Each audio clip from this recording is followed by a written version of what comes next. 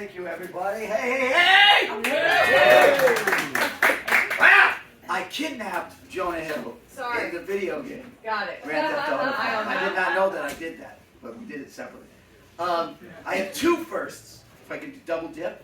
If you keep it under 7 minutes. Oh, sure. Like we all have. Yes, exactly. So my first was my very first audition in New York City. I got a call from a manager. He said, you got to come down. There's this big movie.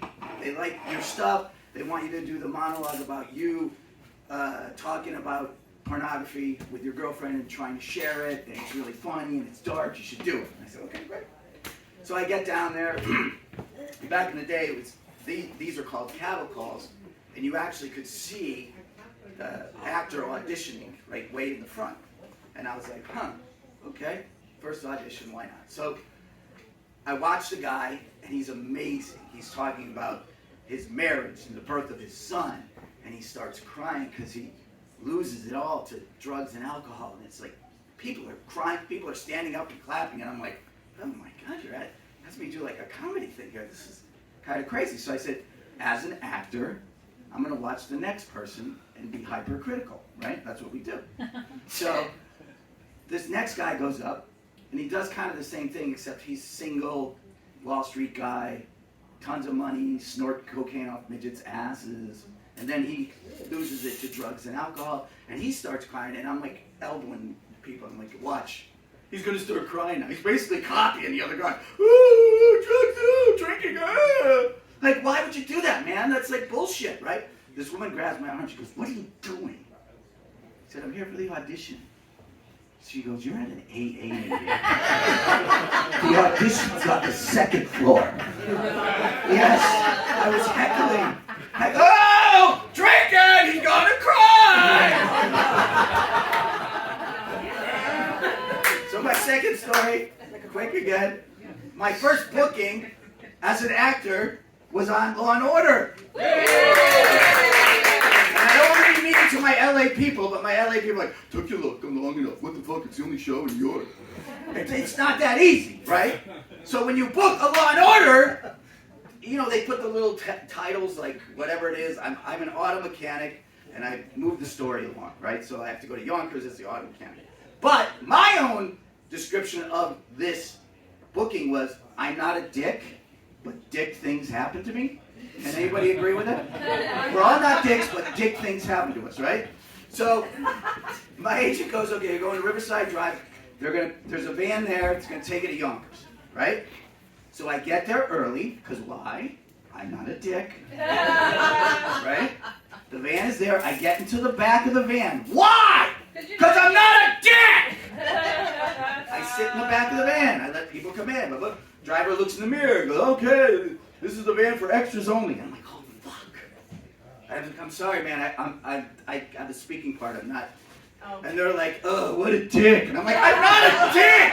As I'm climbing over them to get out of the van, to get into the other black van that's the same as this. I get into the black van with the speaking part people, and they're like, what a dick, you went into the extras van. I'm like, I'm not a dick!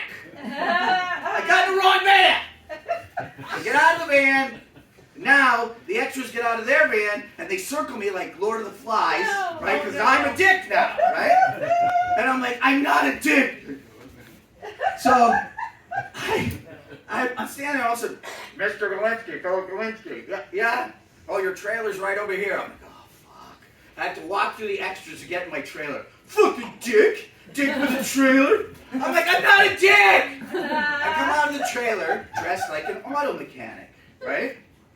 Now, this part is weird.